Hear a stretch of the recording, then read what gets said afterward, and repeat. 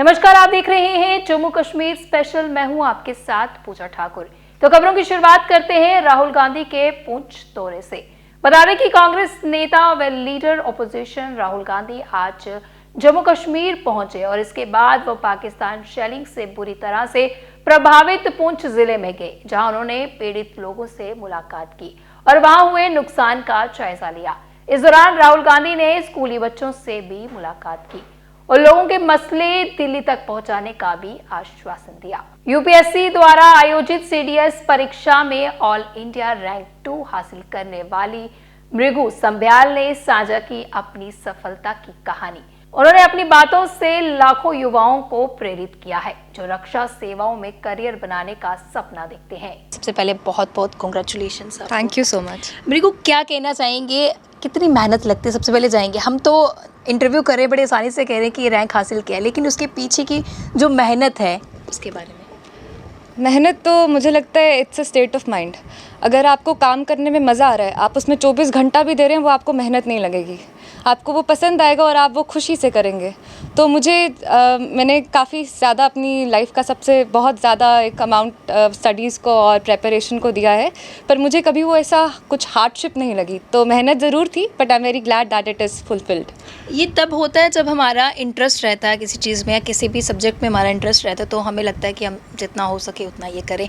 तो ये क्या इंटरेस्ट आपका बचपन से ही था? क्या सपना आपका था? क्योंकि हमारे गोल्स जो है वो समय समय के साथ चेंज होते रहते हैं। हम किसी को देखते हैं कि अगर इस फील्ड में गया, यहाँ पर अच्छा कर रहा है, तो इंस्पिरेशन कहाँ से मिली है आपको? तो पहले तो I address your first question कि ये मेरे बचपन से था या कैसे हुआ। तो शुरू से तो एज अ किड सब लटर मस्ती होते हैं। I also like playing sports more than academics, but वही पेरेंट्स ने धीरे धीरे मुझे पॉलिश किया, टीचर्स ने मोल्ड किया, तो उस तरह से मेरी ग्रूमिंग अच्छी हुई। I am very grateful to all my mentors and parents and my family कि they have raised me so well. और उसी के बाद फिर जब धीरे धीरे डिसिप्लिन जैसी चीज़ अपने अंदर आने लगी है, तो when I grew up like around 9th-10th I already had fascination towards forces. तो डिफेंस में मेरे इंटरेस्ट भी इसी साइड था। अगर मैंने ग्रेजुएशन पॉलिटिकल साइंस में की है तो मेरे दिमाग में यही था कि मुझे सिक्योरिटी इश्यूज़, इंटरनेशनल रिलेशन, जियो पॉलिटिक्स, इसमें इंटरेस्ट था। तो ये सब चीज़ें मैंने क्लब करके मैंने सोचा कि कौन सा ऐसा प्रोफेशन है जिसमें मैं नेचुरली अलाइंग हूँ, तो वो इंडियन आर्मी था। तो दैट वाज इट। और जहाँ तक इंस्पिरेशन की बात है, तो I struggle to answer this question. मैं बहुत सोचती हूँ कि क्या रोल मॉडल क्या है, पर फिर शायद आई फिगर्ड आउट कि पास्ट मृगु इज़ द इंस्पिरेशन। अब when everybody was watching FIFA, तो मुझे याद है मैं ज्योग्राफी के मैप वर्क कर रही थी। तो if I stop working today, तो probably I am letting my younger self down जो उस टाइम मेहनत कर रही थी। तो in order to respect my hard work I kept working. तो I think that is the inspiration.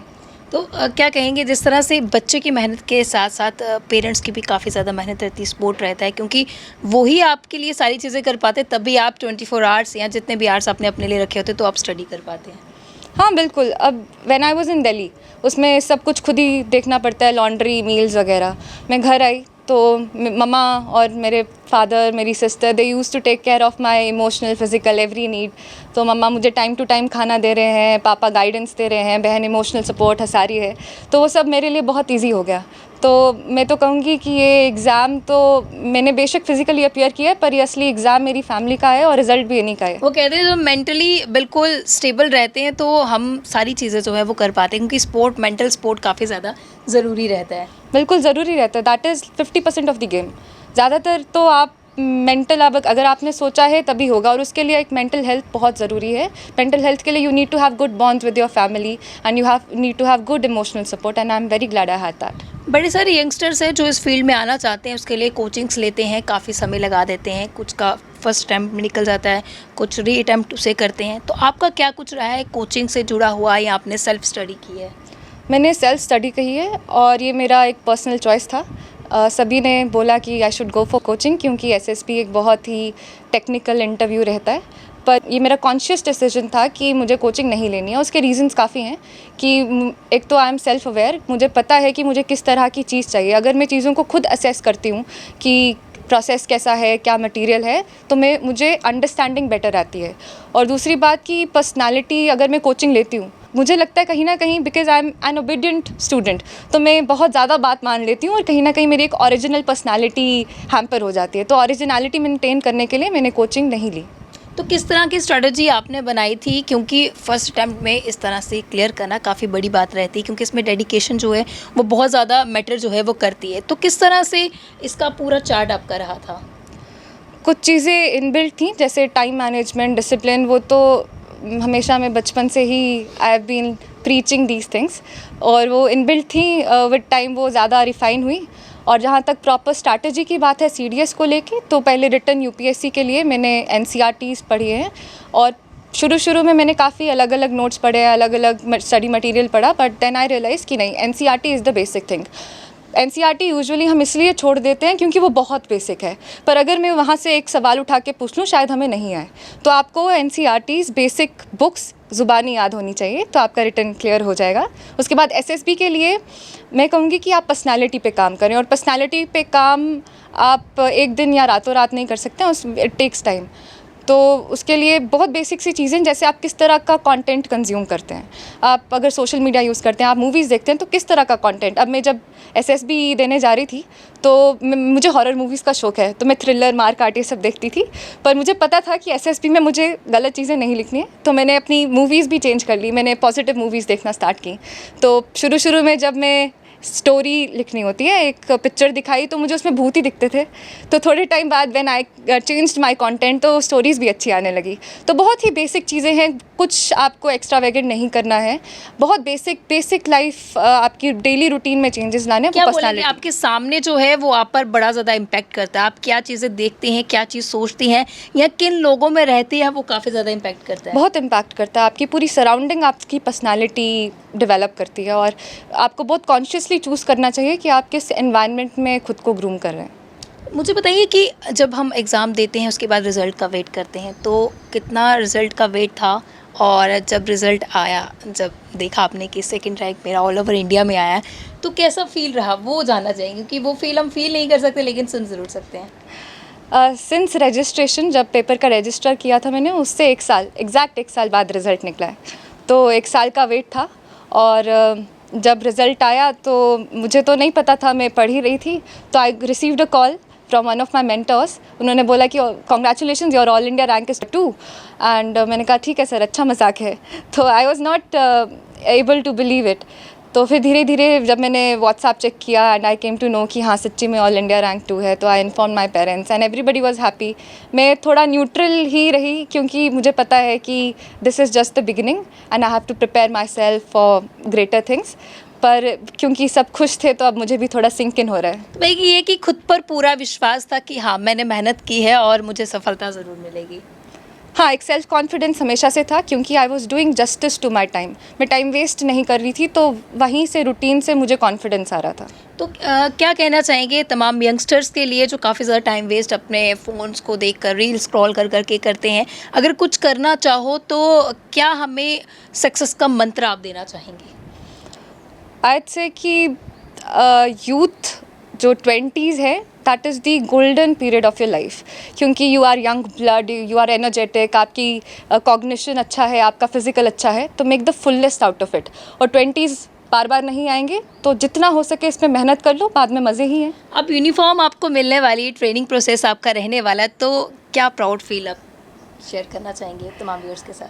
I am looking forward to the experiences, और मुझे किस तरह का काम करने को मिलेगा। I am very glad I would be able to serve my country through the Indian army, और बस I am looking forward to it. चलो, ऑल द वेरी बेस्ट आपके फ्यूचर के लिए। Thank you. Bank officer association की मांग, जम्मू कश्मीर के विकास और अर्थव्यवस्था के लिए बैंकिंग व्यवस्था मजबूत करने की है जरूरत। This conference is being held at a time where the nation is concentrating towards securing the identity of the nation throughout the world. And we, the bank employees and officers, stand with the nation because our prime concern is nation first, institution second, and individuals third. And in the process, this state committee meeting emphasizes more allocation of funds to the Jammu and Kashmir as well as Ladakh, and also the special recruitment of the employees and officers belonging to the state, and there should be more concessions and also facilities to the people who are working here, where the safety and security of the bank employees are required. This conference is being held at a time to demonstrate to the rest of the country that we are one, and the bank employees and officers shall strive to bring all the people together. That is why in this conference, people from all walks of life are participating. हम अपने nation की nation first institution second and the individual lost, उसमें हम demand कुछ रखे हुए हैं, that is the local recruitment at local level which will be better for the institutions. जो बैंक्स के लिए सबसे अच्छा रहेगा बिजनेस बढ़ाने में, वो लोकल बाहर के लोगों को तकलीफ नहीं होगी। दूसरी बात, सिक्योरिटी के लिए आर्म्ड गार्ड्स बैंक्स में रख लीजिए, उसके लिए भी हमारे कॉमरेड जनरल सेक्रेटरी ने बोला, उस पर हम डिमांड करते हैं, क्योंकि हमारे कस्टमर्स और हमारे एम्प्लॉयज़ की सबसे सिक्योरिटी फर्स्ट है। और आर्म्स जो आप इलेक्ट्रॉनिक सर्वेलेंस लगाते हैं उससे वो इंश्योर नहीं हो रहा है। ये चीज़ें हैं जिनके लिए हमारी एम्फेसिस रहेगी। और जो सेंट्रल ऑफिस है, सभी वॉक्स ऑफ लाइफ से हम चाहते हैं सबको ये बताना कि बैंक्स की तरफ में भी प्रॉब्लम्स अगर है, लेकिन उनको दरकिनार करके इस वक्त हम नेशन फर्स्ट के अपनी जो पोजीशन बता रहे हैं बैंक एम्प्लॉयज़, वो इसको एम्फसाइज कर रहे हैं। ये हमारी आज की इस कॉन्फ्रेंस का सबसे बुनियादी मकसद है, जो हम कहना चाहते हैं दैट नेशन फर्स्ट। हम ट्रिब्यूट पैदा करना चाहते हैं उन वैलर सोल्जर्स का जिन्होंने हमारे मदरलैंड की डिफेंस के लिए अपनी जान दे दी और हमारी सुरक्षा की, हमारी फ्यूचर को सिक्योर किया। आज हम सभी इकट्ठे इसलिए हुए हैं जो कि हालात स्टेट के पैदा हुए हैं, उनके बारे में सोचना कि यहाँ के लोगों को हम कैसे हेल्प कर सकते हैं। इसी में हमने ये रेजोल्यूशन पास किया है कि यहाँ के लोगों को, खासकर जो बॉर्डर एरिया के लोग रहते हैं, गवर्नमेंट को उनको पूरी कंपनसेशन दे और जो उनको नुकसान हुआ पूरा नुकसान भरे, और जो लोग शहीद हुए हैं इस वार में और उनको गवर्नमेंट अपने नौकरी दे। और जो बिजनेस कम्युनिटी इफ़ेक्ट हुई है या हमारा यहाँ पर टूरिज़्म इफ़ेक्ट हुआ है, उसके लिए भी गवर्नमेंट जो है कंपनसेशन दे। साथ में बैंकों में एक स्पेशल ड्राइव रिक्रूटमेंट चलाई जाए जो जम्मू कश्मीर लद्दाख के लोगों के लिए स्पेशल हो, क्योंकि यहाँ पर बैंक अभी भी बहुत ऐसे एरिया हैं जहाँ पर बैंक नहीं है, और हम चाहते हैं कि जहाँ अनबैंक्ड एरिया है वहाँ पर बैंक सारे बैंक की ब्रांचें खोली जाएं। बिंदल देवी की वार्षिक तीर्थ यात्रा 1 जून से होगी शुरू। बढ़ चढ़कर श्रद्धालुओं से भाग लेने की अपील। पत्रकार वार्ता कर दी गई जानकारी। नमस्कार, जय माता दी। मैं professor DS Manhas, president Adishakti Devi Chand के सेवक संस्था डोडा JNK। इस संस्था के माध्यम से हम हर साल मिंदल यात्रा जाते हैं। 1 जून को यात्रा जाती है माँ चंडी मंदिर बिलासू से, और 1 जून को किश्तवाड़ में गौरी शंकर मंदिर में नाइट स्टे होता है छड़ी का, और यात्रा वहाँ पे इकट्ठी होती है सभी जगहों से। उसके बाद 2 जून को काली माता मंदिर सोहल में पहुँचते हैं, 3 जून को माँ चंडी मंदिर मिंदल में पहुंचते हैं, और 4 जून को मेला होता है। 5 जून को वहां से छड़ी वापस आती है किश्तवाड़ में गौरी शंकर मंदिर में, और 6 जून को यात्रा संपन्न होती है। वापस गांव बलासू में मां की छड़ी का स्थापना करते हैं और यात्रा संपन्न होती है। ये यात्रा मां चंडी की कृपा से, मां के परम सेवक ठाकुर कुलबीर सिंह जी के आशीर्वाद से, और मां उपासक श्रीमान प्यार सिंह जी जो मां की पवित्र छड़ी लेके जाते हैं उनकी भक्ति से, और आदिशक्ति देवी चंड के सेवक संस्था के सहयोग से चलती है। इसमें हज़ारों की संख्या में यात्री शामिल होते हैं जो पूरे JNK से आते हैं और हिमाचल से आते हैं, और 6 दिन की यात्रा रहती है। इसमें हमें district administration Doda, district administration Kishtwar, district administration Chamba, local administration Pangi का सहयोग मिलता है, सिक्योरिटी वाइज भी, और जो इसमें मेडिकल फैसिलिटी और हर किस्म का सहयोग मिलता है।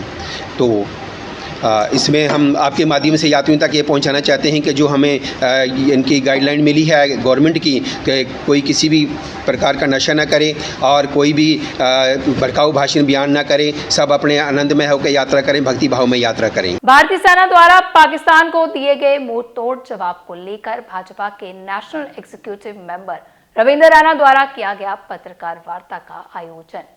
साथियों, पूरा देश कश्मीर से लेकर कन्याकुमारी तक और गुजरात से लेकर अरुणाचल प्रदेश तक 140 करोड़ हिंदुस्तानी अपनी सेनाओं के जांबाज वीरों को सलूट करते हैं। पूरा भारत सलूट करता है इंडियन आर्मी, इंडियन एयरफोर्स और इंडियन नेवी के जांबाज वीरों को, जिन्होंने पहलगाम में हुए आतंकवादी हमले का चुन चुन कर बदला लिया है। हमारे जांबाज वीरों ने 22 अप्रैल को जो आतंकवादियों ने दुस्साहस पहलगाम में किया है, उस दुस्साहस उस जघन्य अपराध का, उस गुनाह का बदला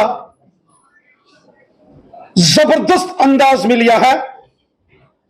22 अप्रैल पहलगाम के आतंकवादी हमले के गुनाहगारों को 22 मिनट के इंडियन फोर्सेस के एक्शन में, जिसमें 27 मिसाइलें और 9 आतंकवादियों के अड्डों को मलियामेट कर दिया और 100 से ज्यादा आतंकवादियों को मिट्टी में मिलाने का काम हमारे जांबाज सैनिकों ने किया। पूरा देश अपने जांबाज वीरों के अदम्य साहस, शौर्य, पराक्रम, वीरता और कर्तव्य परायणता को पूरा देश नमन करता है, सल्यूट करता है। इस ऑपरेशन सिंदूर के बाद जब पाकिस्तान ने दुस्साहस किया और ड्रोन से कोशिश की गई जम्मू कश्मीर के अलग अलग शहरों को निशाना बनाने की, पंजाब और राजस्थान के अलग अलग शहरों को निशाना बनाने की साजिश जब पाकिस्तान द्वारा की गई, उन साजिशों को भी मलियामेट करके रख दिया गया और पूरी दुनिया ने भारत के जांबाज वीरों के पराक्रम को देखा और पूरी दुनिया ने देखा कि अपनी सीमा के अंदर से ही, अपनी सरहदों के अंदर से ही भारत ने किस प्रकार दुश्मनों के आतंकी ठिकानों को मलियामेट किया। हम सब जानते हैं कि आतंकवादियों के 3 नापाक संगठन, जैश जिनका हेडक्वार्टर भावलपुर लाहौर के पास है, उसको मिट्टी में मिला दिया गया। मुरीद के जो लश्कर तैयबा का मरकज है उसको मलियामेट कर दिया गया और हिजबुल मुजाहिदीन आतंकी संगठन के मरकज को मुजफ्फराबाद में धूल धूल कर दिया गया। यह नजारा 140 करोड़ हिंदुस्तानियों के साथ साथ पूरी दुनिया ने देखा। पूरी दुनिया ने माननीय प्रधानमंत्री मोदी साहब की न्यू सिक्योरिटी डॉक्ट्रिन भी देखी है, जिस सिक्योरिटी डॉक्ट्रिन को जब मोदी साहब ने कहा कि जमीन के पाताल से भी पहलगाम के और कश्मीर के गुनाहगारों को निकाल के उनको उनके गुनाहों की सजा देंगे, और मोदी साहब ने कहा था कि उनकी सोच से परे उनको उनके गुनाहों की सजा मिलेगी, और वही हुआ। जब अजहर मसूद खूंखार आतंकवादी, जम्मू कश्मीर के बेगुनाह लोगों का कातिल, बेगुनाह लोगों को जम्मू कश्मीर में खून बहाने का साजिश करने वाला मास्टरमाइंड, जब लाहौर के पास बहावलपुर में उसके मरकज को ब्रह्मोस मिसाइल ने मलियामेट कर दिया, तो सारी दुनिया ने वो देखा।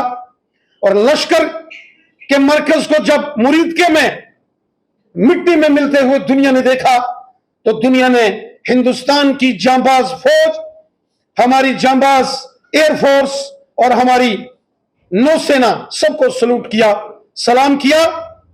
मोदी साहब के नेतृत्व में, मोदी साहब के मार्गदर्शन में जब भारतीय ब्रह्मोस मिसाइलों ने पाकिस्तान के 11 एयर बेसिस को तबाह किया, जिसमें पाकिस्तान के रावलपिंडी में नूरख्वा, जिसे चकलाला एयरबेस भी कहा जाता है, स्ट्रेटेजिक तौर पर पाकिस्तान में उसकी बहुत इंपॉर्टेंस थी। उस चकलाला एयरबेस को चकनाचूर होते हुए जब दुनिया ने देखा, और जब भारत की ब्रह्मोस मिसाइलों ने पाकिस्तान के अंदर दस्तक दी, तो नींद में सोए पाकिस्तान के जनरल आसिफ मुनीर भागे भागे बंकर में जाके छिपे, और बंकर से जाके उन्होंने पाकिस्तान के प्रधानमंत्री शहबाज शरीफ को फोन किया कि चकलाला नूरख्वा एयरबेस तबाह हो गया है और पाकिस्तान के ऊपर आतंकी अड्डों पर जबरदस्त हिंदुस्तान ने हमला किया है। मोदी साहब ने, जो कि पूरे भारत का एक स्वाभिमान है, खुद जागकर दुश्मन की नींदों को कैसे हराम किया। मोदी जी ने खुद जागकर कैसे शहबाज शरीफ और आसिफ मुनीर की नींदों को हराम किया। गांधरबल में वन गार्ड के बहने के बाद बड़ा रेस्क्यू ऑपरेशन, जांच जारी, उम्मीद जगी। कश्मीर के गांधरबल के परिबल इलाके में एक बड़ा रेस्क्यू ऑपरेशन चल रहा है, जब एक फॉरेस्ट गार्ड शुक्रवार को अपनी रूटीन ड्यूटीज के दौरान नाला सिंध की तेज धाराओं में बह गए। गायब हुए फॉरेस्ट गार्ड की पहचान शमीम अहमद मीर के रूप में हुई है, जो फॉरेस्ट डिपार्टमेंट के एक डेडिकेटेड अधिकारी थे। बताया जा रहा है कि वे रेगुलर पेट्रोल में थे जब वह अचानक तेज बहाव वाली धारा में फिसलकर गिर पड़े। घटना के तुरंत बाद SDRF, Jammu Kashmir police, forest department officials और स्थानीय वॉलंटियर्स की एक जॉइंट रेस्क्यू टीम ने खोज अभियान शुरू कर दिया।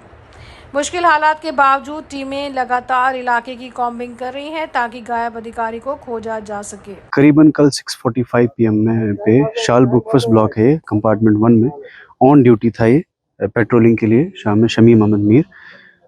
ये फॉरेस्ट गार्ड अनफॉर्चुनेटली स्लिप हो गया, हाथ धोने के लिए यहाँ आया था हैंड वॉश के लिए, तो ये स्लिप हो गया पानी में। तो तभी with in half an hour हमने एसडीआरएफ की टीम्स बुला ली थी, लोकल कम्युनिटी को भी इन्वॉल्व किया था। फिर करीबन 10:30 रात के ऑपरेशंस बंद किए बिकॉज ऑफ द नाइट। फिर फर्स्ट लाइट पे सुबह स्पेशल टीम श्रीनगर से एसडीआरएफ की आई। लोकल कम्युनिटी काफ़ी ज़्यादा सपोर्ट कर रही है यहाँ पे, वो इंच बाई इंच जो है स्किम कर रहे हैं पानी को, नदी को। तो मार्कोस को भी हमने बुलाया है, वो भी 1 घंटे के अंदर अंदर स्पेशल नेवी के जो ऑफिसर्स है वो आ जाएंगे। हम पूरी कोशिश में लगे हैं, यहाँ पे सारे स्पेशल पुलिस के भी सारे जो है लोग यहाँ पर है। तो हम पूरी कोशिश करेंगे आज हम बॉडी रिट्रीव करें। तो आज की जम्मू कश्मीर स्पेशल बुलेटिन में इतना ही, फिर मिलेंगे इसी समय। मुझे दीजिए इजाजत, नमस्कार।